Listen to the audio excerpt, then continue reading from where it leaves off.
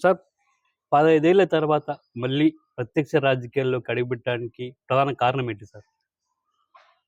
కమలాపురం నియోజకవర్గంలో ప్రస్తుతం ఉన్న నాయకులు కమలాపురం నియోజకవర్గ అభివృద్ధిని విస్మరించి కేవలం సొంత పనులకే పరిమితమై ప్రజలను గాలి కొదిలినారు. 4 మాటలు ఓడిపోయిన పుత్తా నరసింహారెడ్డి ఇంకా నాతో కాదులేని చంద్రబాబు నాయుడు చీకొట్టి, నీ కొడుకునన్నా తీసుకురావయ్యా, ఆ అప్పకు టికెట్ ఇస్తానంటే అది గాలివాటం బ్రహ్మాండంగా ఉండి, మన పల్లెల్లో అంటారు ఆకతాయిగా తిరిగేవాడిని, వీడు గాలికి పుట్టినారా వీడని అంటారు. అట్లా ఈ గాలికి గెలిచినాడు.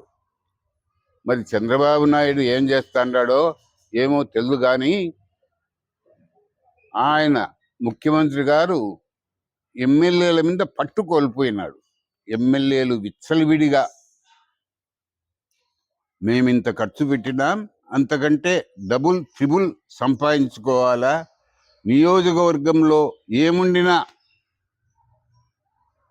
దాన్ని దోచుకోవాలనే సాంప్రదాయం మొదలుపెట్టి పనిచేస్తున్నారు. పుత్తా నరసింహారెడ్డి గారు తన రాజకీయ జీవితంలో 4 మాటలు ఓటమి చవిచూసినారు. దానికి కారణం ఏమంటే ఆయన ప్రవర్తన, ఎవరిని తిట్టడము, అక్కను అమ్మను వదిలిపెట్టకుండా మాట్లాడడము, ఇవన్నీ చేసిన దానివల్ల ఆయన ఓడిపోయినాడు.